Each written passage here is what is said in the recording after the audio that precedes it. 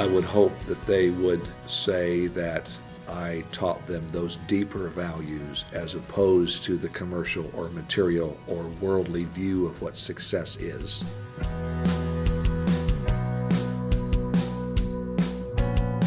Welcome to the Legacy Project. My name is Jim Copple, president of the Servant Forge Foundation. We're an organization committed to leadership development with a specific focus on service. This podcast and its related activities are about sharing the legacy we have inherited and discussing the legacy we still want to create. Legacy is more than cars, houses, boats, and material possessions that we want to leave to the next generation.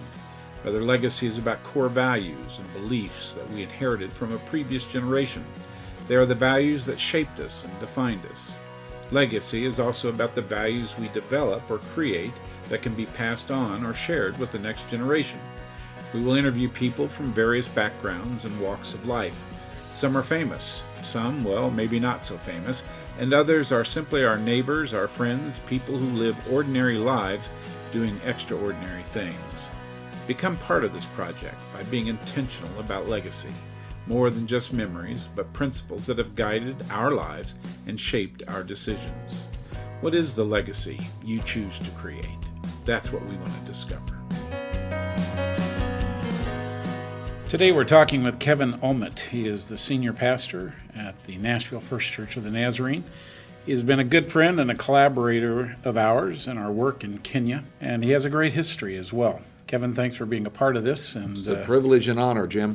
Being willing to talk about the influences in your life and how you look at your own legacy. Who were some of the major influences in your life? Who helped shape and define who you are? Well, my father was the gigantic one early on, certainly. I was the last of 5 kids. I was the oops kid, the unexpected child. There's 7 years between me and my next oldest sibling.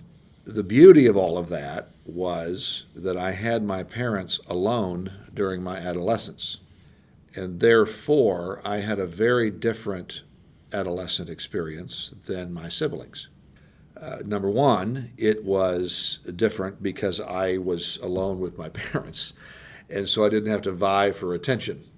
They would say I was spoiled rotten, and they were probably right. But number two, our economic situation was vastly different. My siblings grew up in abject poverty, pretty much, in a minister's home, pastor's home, a mother that did not work outside of the home, up to 5 children in the family, in places where ministers traditionally did not receive much income.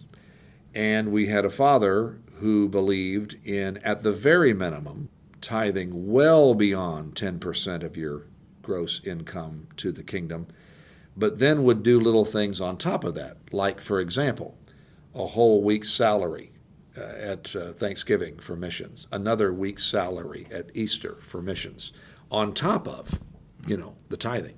And we always lived in church-owned housing.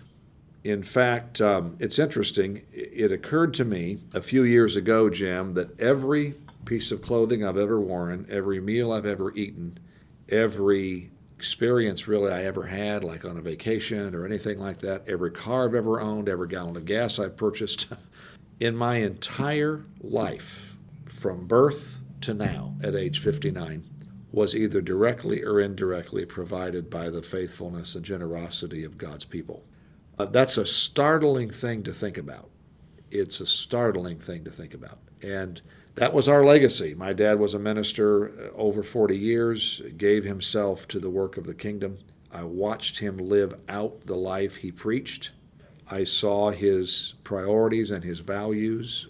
I never had a crisis of confidence, of integrity in my father, anything like that many people have. My mother was every bit as godly as my father, but she expressed it in quite a different way, some humorous ways, to be honest. But though, my mother and father were huge, especially my dad, because when I was called to the ministry to follow in a similar line that he went, I really, really got close then and understood how blessed I was. So I would say he was the first real hero of mine and remains so to this day. So when you think of your father particularly, what are your remembrances of key lessons that he might have passed on? I mean, obviously he was an example of service, of humility, of giving. But what are some key lessons that periodically in your own life you kind of fall back on or you remember? He was a man of prayer. I do not have the gift of prayer intercession. My father did. He was up every morning between 5 and 5:30. He believed in 24-hour vigils or 12-hour vigils of prayer. I have seen him so burdened in prayer for the church, the city we pastored in, wherever it was, the district that he led as a district superintendent, or our family. I have seen him literally, I guess you would say, slain in the spirit in some manner, so burdened, laid out flat on the floor, I thought he was passed out at some times praying. He had a very precise John Wesley style approach to prayer, where you prayed at the same time every morning, and you always did that, no matter where you were, anywhere. You found that time and found that place. I don't do that. I have a more of a conversational prayer with God that goes on a continuing basis, but my dad laid that example for me, and what I learned from that is that my father believed that whatever crises or problems or struggles we were having, God was involved in, God was interested in, God wanted to hear about them, and God would eventually, somehow, deliver us. And that was a pretty big lesson as a kid to watch all that, and then as a teenager. Another lesson is don't preach a message you don't live. As I said earlier, I never had an integrity problem with my father, and that's not a lot of people can say that. And that was an incredible thing for me to think about as a young man and now as an older man. Another lesson, my father never played the game. And I don't mean by that just the integrity thing. I mean by that trying to please certain people or say certain things in certain settings to get certain things for yourself. And in the church world, just like in any other world, there's a structure and there's a political reality. And you can either play that game or you can stay out of that game. My dad stayed out of that game, never got into it. I saw countless times when my father went to the opposite extreme of self-aggrandizement or even what he deserved, even what he had earned. He would never speak up because he never wanted to be accused of, again, playing the system. And man, that set a example for me. And I don't ever say that I've lived up to all of that as to the degree he did, but I have refused to play the game, and I sleep well at night because of that. Another thing, my father and mother were never activists. They were never way out there in front of movements or anything like that. And it's kind of humorous what I'm about to say, because when you think about where we lived in my growing up years, a small town in Iowa, a larger city in Iowa, almost 100% white in population. But growing up in the 60s in those two towns, in a place with very little diversity of any kind, my parents blazed a trail for me that every person was of equal value. Color didn't matter, culture didn't matter, nationality didn't matter, language didn't matter. My father used to have African American evangelists or singers come through his churches. He was always friends with the African American people in our denomination. And how he even met these people, I don't really remember that. But I grew up with that. And I never struggled with prejudice or categorical thinking about certain groups of people. I never heard whole groups of people judged or criticized or condemned. I never heard racial categorizations, anything of that nature. And this is in the time when the fabric of our nation was being remade. And I remember my dad would say, we were so far removed from all the riots and all of the struggle of the South. I remember my dad would say things like, that is not right. What they're doing to those people is not right. What the governors or the police or whatever in those states, stopping those people from marching or creating violent confrontations with Martin Luther King or whatever, that's not right. And as I look back on that, I heard all of that subconsciously. I don't remember the verbal, direct conversations, but it implanted in my mind that equality was the very reality of what we were in the American experiment. I now know that language. I didn't know it then. And anything short of that, we as Christians, we had to stand for. Again, they were never activists or, out there, but my dad took people in. If someone came through town and they were drunk and they were stumbling and they needed a meal, my dad would provide it. He would not talk behind the scenes differently than he talked to that person when they were there. Authenticity was... And it was non-judgmental. It was non-categorical. Now, they were very conservative people. So, I don't want to misrepresent this. I mean, my dad stood for certain standards that were much higher in many cases than many other people did in his personal life. And he had a struggle sometimes remembering not everybody else had to live up to that, And he went through a process of change on that. But when it came to people, especially out of the kingdom that didn't know Christ, or cultural or civic things, he was a man of incredible justice. And I look back on that and just marvel at that. One more thing. My dad had the capacity to change. I watched him metamorphose on so many things from, let's say, around 8 or 10 years of age when you really begin to process to the time he died in 1999. Remarkable change. Broadening his views, broadening his thinking, and to the point that when you would confront him with it and say, man, because I did, later on, and say, man, you really changed. And he would say, oh, I haven't changed. Well, he had. But it was so natural, he didn't even recognize it. But he thought different, and he acted different, and he spoke different. So those are some of the things that I learned from him. Those are key values. Yeah. In our discussion of legacy, we're also looking at sort of the symbols, the valuable things. And it's not about wealth, and it's not about possessions that we pass on. As you reflect back on your family home with your father and your mother, if you could take one thing out of that house that you would cling to as a symbol of who they were and what kind of influence they were in your life, what would it be? And maybe you did. From the growing up years, two things immediately came to mind. There's a lot of funny things I could say because my mother was a very unique woman. We still laugh today. She also is passed away. We still laugh today about many of the idiosyncrasies of my mother, and then some of my dad's idiosyncrasies were because of my mother's idiosyncrasies. But anyway, two things immediately came to mind that are not still in existence. One was this sofa that was so long.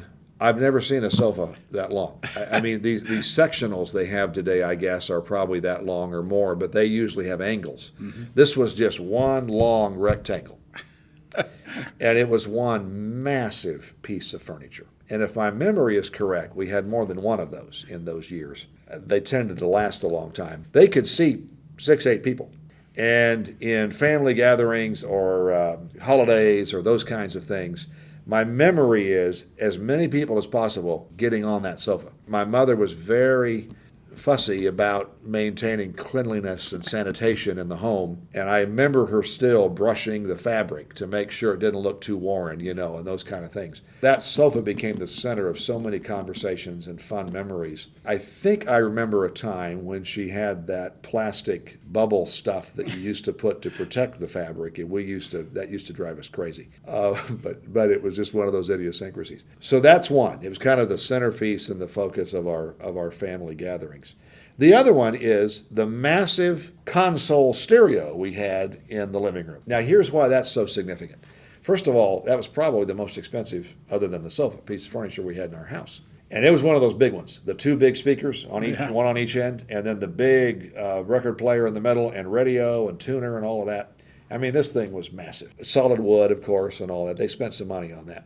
Well, the reason that was so significant is we did not have television in those days. My parents still felt that television had too many influences that would corrupt us. I was on the tail end of that. And I actually, as a teenager, watched my mom purchase a television, bring it into the home against my father's wishes, which we still laugh at to this day, how that all happened. But that was our contact to the outside world, was that piece of furniture. Wow. And it wasn't just the church. It wasn't just God. It wasn't just the kingdom. It was radio that would come in with sports events and boxing matches and all of these things. I still remember like it was yesterday. I was a huge Muhammad Ali fan. My father always called him Cassius Clay because he never appreciated the fact that he had changed religions and changed his name. I loved him growing up. And the big boxing matches that people today can't even imagine, these were bigger than a Super Bowl. Yeah.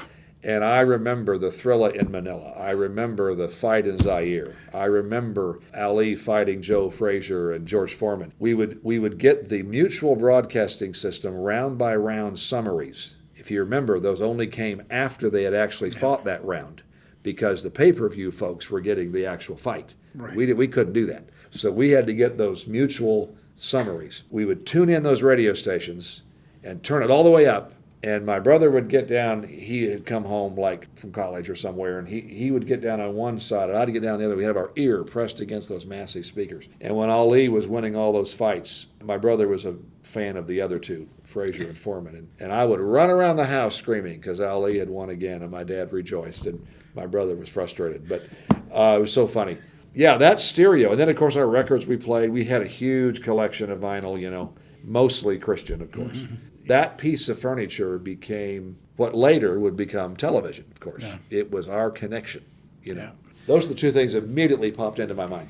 We're talking to Kevin Ulmet, who's the senior pastor at the Nashville First Church of the Nazarene, and we're actually in Nashville in the church talking with Kevin.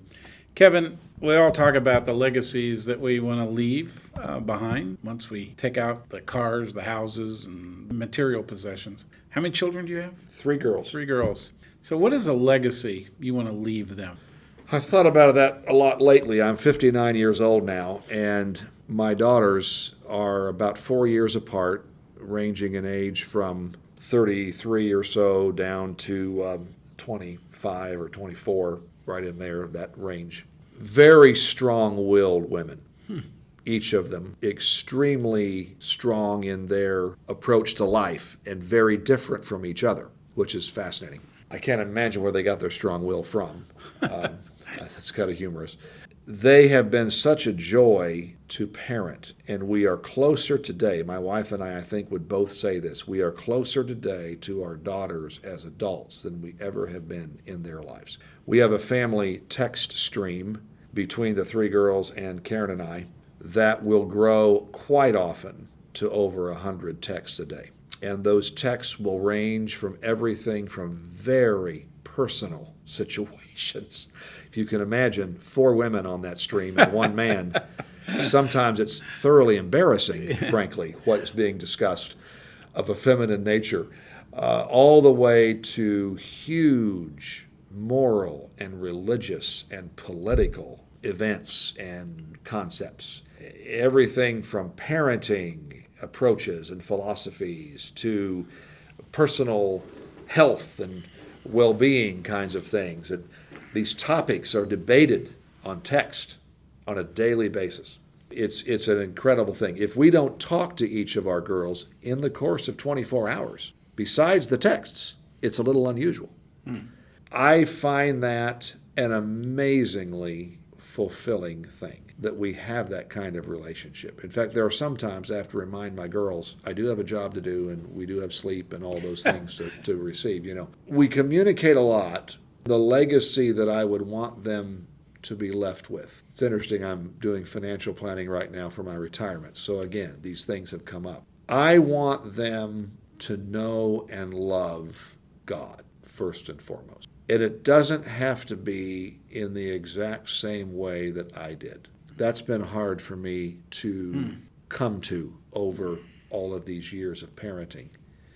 And frankly, each of them would profess a personal relationship with Jesus Christ. Each of them would have a connection to the church in some of its form. So if you stand back and look at it from a cultural standpoint, we've succeeded, I guess, in passing that on.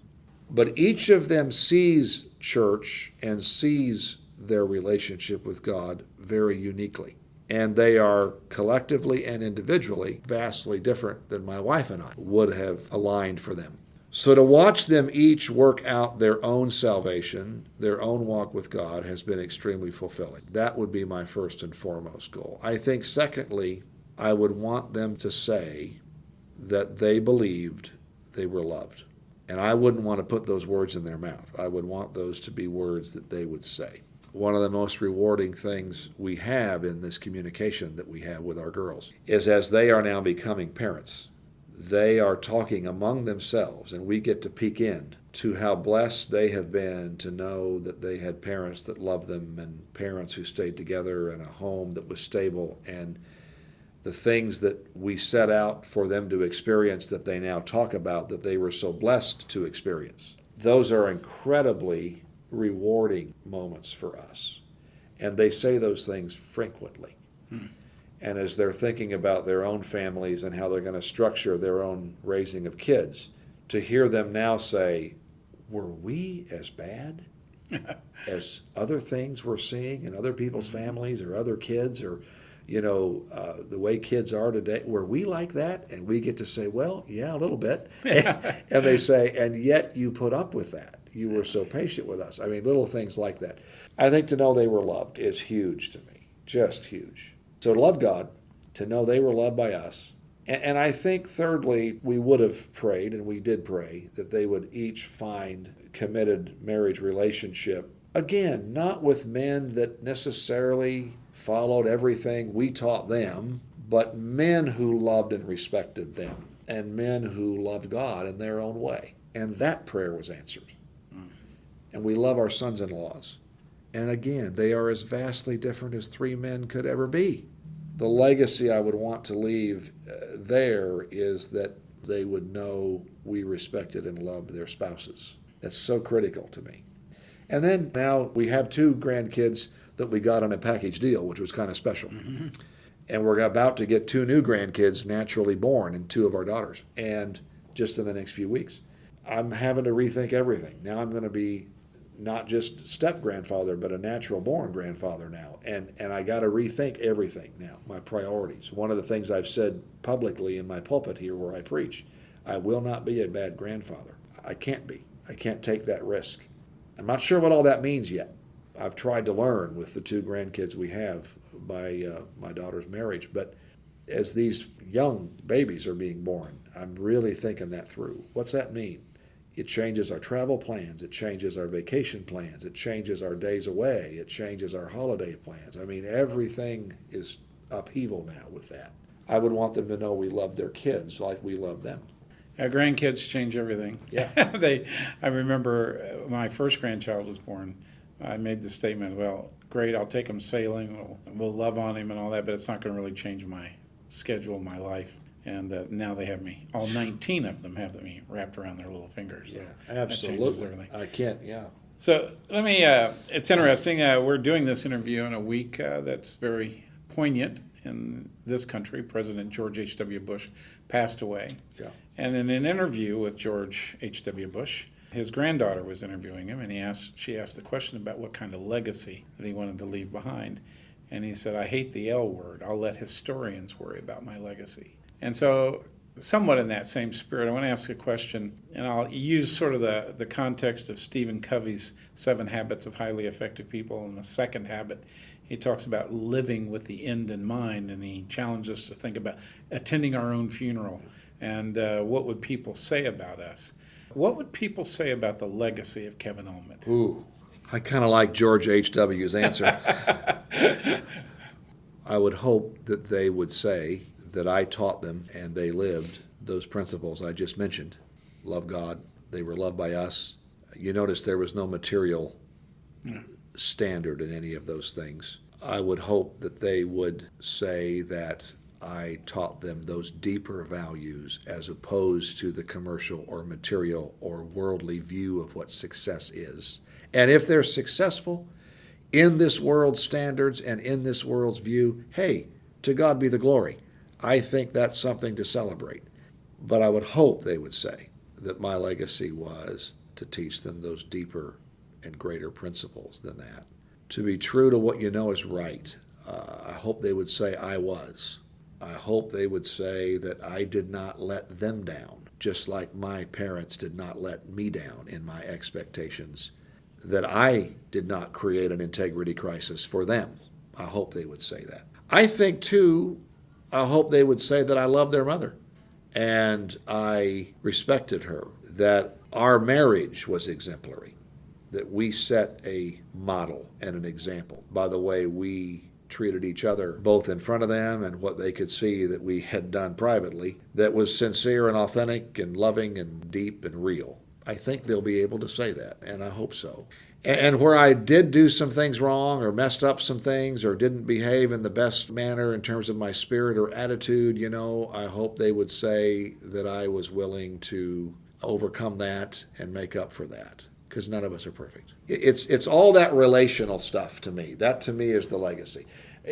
Accomplishments, they come and go, but it's the relationships. And even in the accomplishments, if the relationships weren't right, what was it for?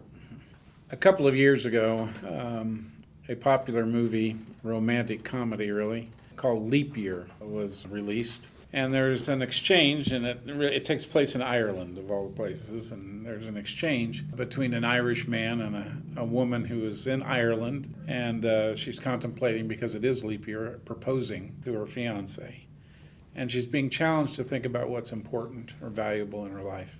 And she's asked the question, if a fire broke out in the house, what is the one thing you would grab as you're leaving the house that's the most important to you? Beyond persons, beyond pets, beyond any living thing, what would be the one thing you would grab? What a question, Jim. What a challenging question. And since it can't be a living thing, I think, it'd be easy to say the Bible or something spiritual like that, But I really think, it's going to sound trite at first, but let me flesh it out. I think my phone. Mm-hmm.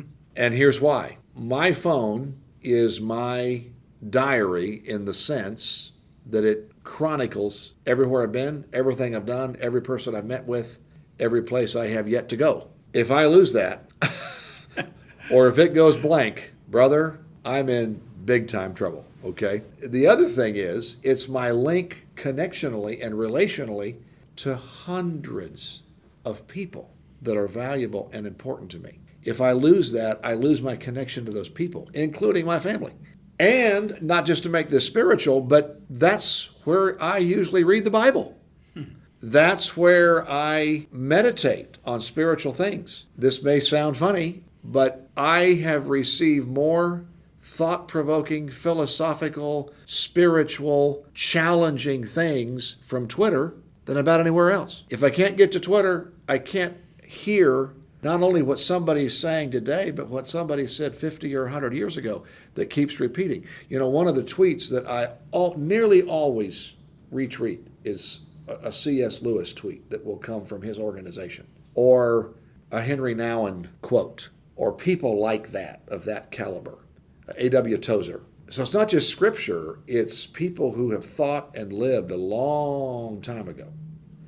But what they say still resonates today. That's my connection to all that.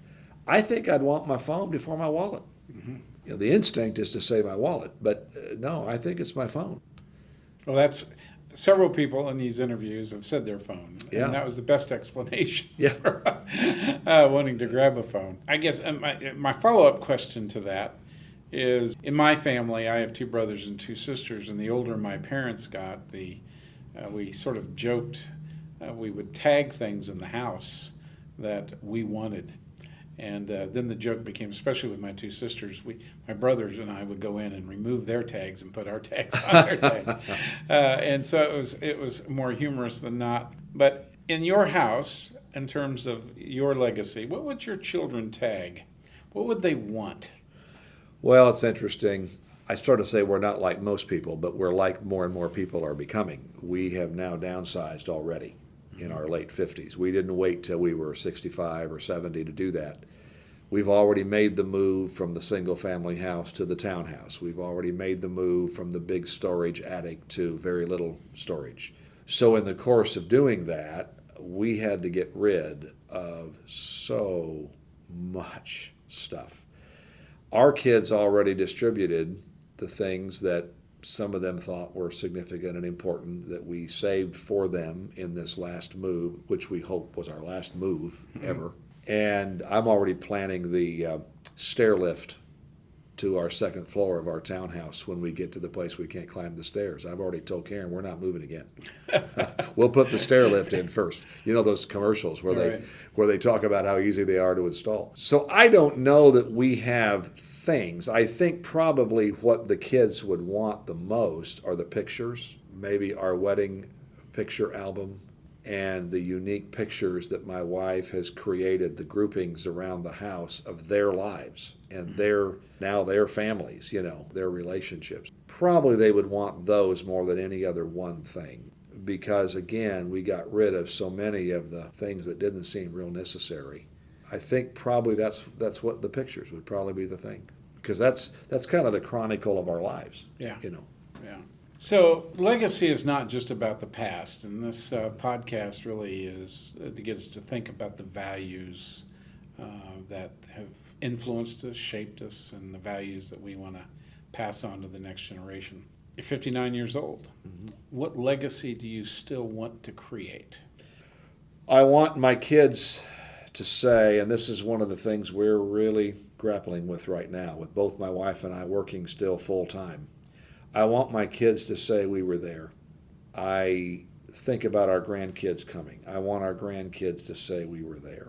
Very difficult when you're still working. You've got limited vacation days. You've got 2 different schedules to work between, just you and your wife, and then you've got all their schedules. But especially when I think about retirement, I want to be free to go. I want to be free to experience. I want to be there enough that maybe sometimes they'll say, wait a while till you come again because you've been here so much. Mm-hmm. Yeah. I don't want to be those people who say, well, we really can't do that. We really can't travel that far. We really can't afford it. And then time passes, and significant events are missed. And I don't want to do that if I can help it. It's one of my goals. Even in financial planning, I'm putting in there a goal of travel.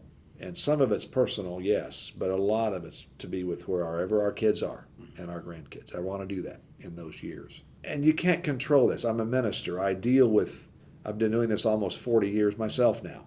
I deal with people all the time who planned everything and then something happened. Right. Someone got sick. Right. Or, whatever. Someone died. And you can't carry out your plans. I live with people all the time as a minister who have to walk through that. But if I can have my way and my plan can be fulfilled, I don't want to quit so late that I don't have anything left. So I want time. Time would be a key piece. Yeah. So from a professional perspective, I mean, you've had a significant life in service to the church and to your faith. And at the end of the day, to Covey's metaphor of living with the end in mind, when they're reading Kevin Ulmet's obituary, it's going to have a lot of important contributions that you've made to the churches you've served in, the communities you've lived in. Still, you're young at 59. Are there professional pieces of that legacy of Kevin Ulmet that you still want to accomplish? I want everywhere I serve, the people that I served with in leadership, to say that he led us well. He taught us well the Scripture. He was faithful to our theology. He loved the church with all of its warts. And I always say no one has a greater record or insight into the church at its worst than I do. I've seen all of that. I think my record can go against anybody's in terms of telling you what's wrong with the church. Mm-hmm. But I don't want to be known for the person that kept bringing up what's wrong with the church. I want to be known as the person who still loved the church, because it was the body Christ died for, with all of its imperfections. I believe that is still what I want to achieve, and I believe my 3 previous senior pastor assignments and the staff ministry assignment before that, and now this 4th church that I've led, I believe that's what people will say, is that he loved the church, he taught us well. I also want them to say he challenged us to reach people and to see people in ways we had not before. and it's kind of mystical and kind of idealistic maybe to say it. We've kind of made this a cliche, to see people as Jesus sees them. But I hope people say that about me. He helped us see people as Jesus sees them. Not that I was perfect in that, because I wasn't. I get tired too. But I never get over that scene where Jesus is coming into Jerusalem and he weeps over the city and he says, if only you had known what would bring you peace. He saw people in their reality. He longed for them to have something more, and he helped those that he taught to see people like that. And I hope that's what people say about me, and I still want to work at that the rest of my days. I will never quit. My father always said, how does someone say that I've served 35 or 40 or 45 years and now I'm done? Yeah. That was never in my father's DNA. Right. He retired, yes, at a pretty good age, probably a little later than I'm going to retire at. But listen to what he did. He moved, yes, to a retirement community in northwest Arkansas, the Bella Vista, Bentonville area, beautiful place to retire. They bought their first house, yes, when they retired. Thank God they were able to do it. Had never owned a home in their entire lives. He played golf once or twice a week, yes, with a group of guys. Did all those things. But he also started a Nazarene church in that community. When the church grew to the place that they outgrew the bank conference room at the local community bank, he built a building.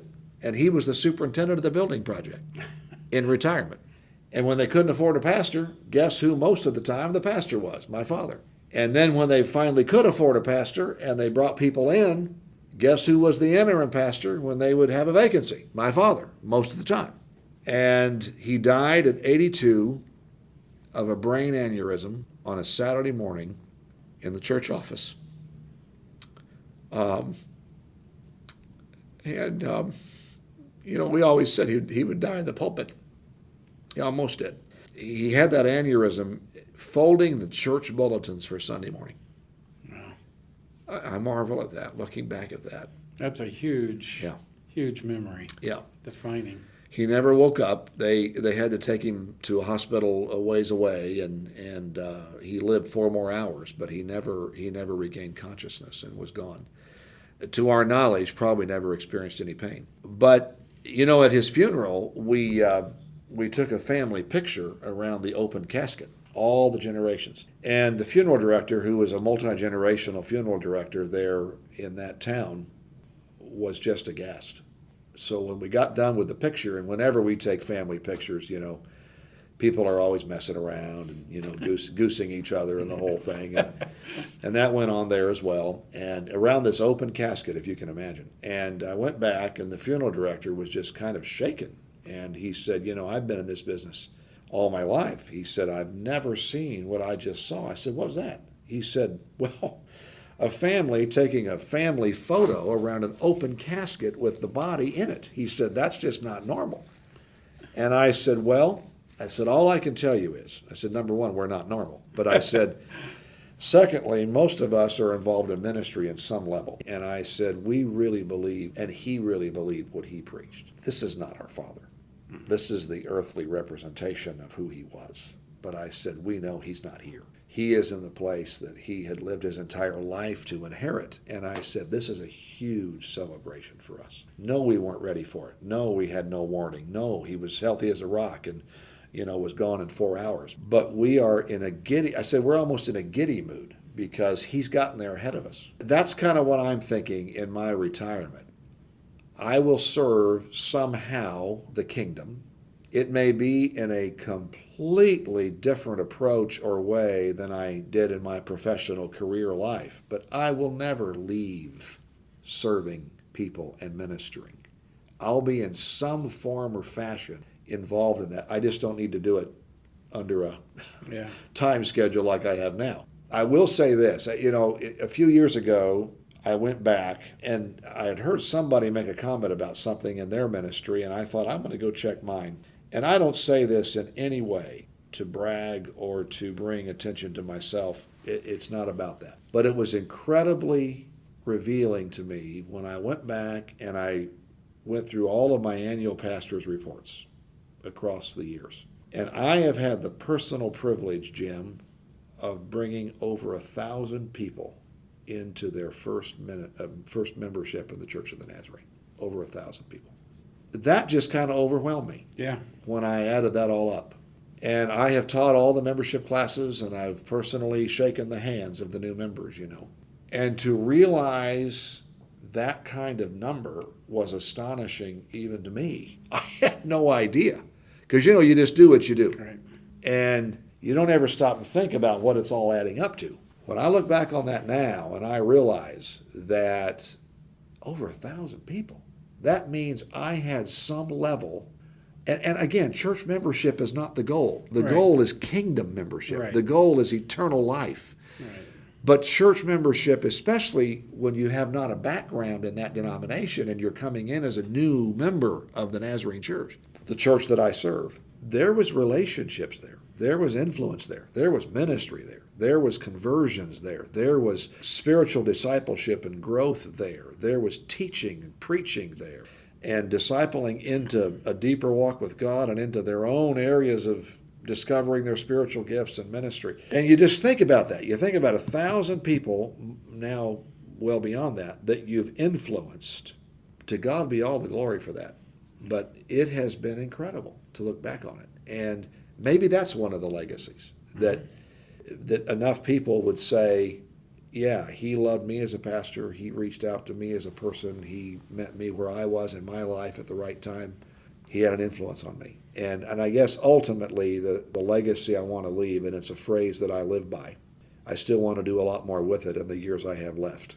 In fact, one of my ideas is a podcast possibly, and a whole network of informal influence. But holy influence, that to me is what I want to live for, holy influence. If I can be of holy influence to people, wow, holy influence. That's ultimately the theme at the end of the day. And if somebody puts on a tombstone somewhere someday, he lived for and he accomplished holy influence. Wow. Well, you answered a question that I was going to ask. What do you want on your tombstone? You just answered it. Yeah.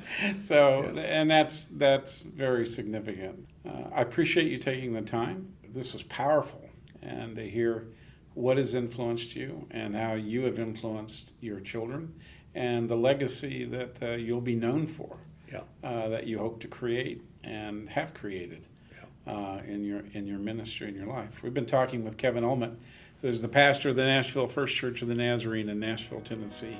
Thank you, Kevin. Hey, it's a privilege. God bless.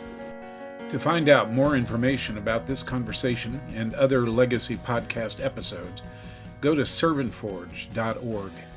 Please subscribe to us on your favorite podcast app and consider leaving us a review. We want to hear from you. We want to get your ideas and your opinions. I have a new book that corresponds with the Legacy Project titled The Seeker, Bring Me the Horizon. You can find a copy of it on Amazon or your preferred book distributor. The book corresponds closely with these podcasts. The podcast episode was produced by Matt Erickson and edited by Carissa Erickson. The music is by David Hyde. Please look for a new episode of our podcast coming out soon. Remember, you have inherited a great legacy. You have an opportunity to create a great legacy. Engage your past to build a future.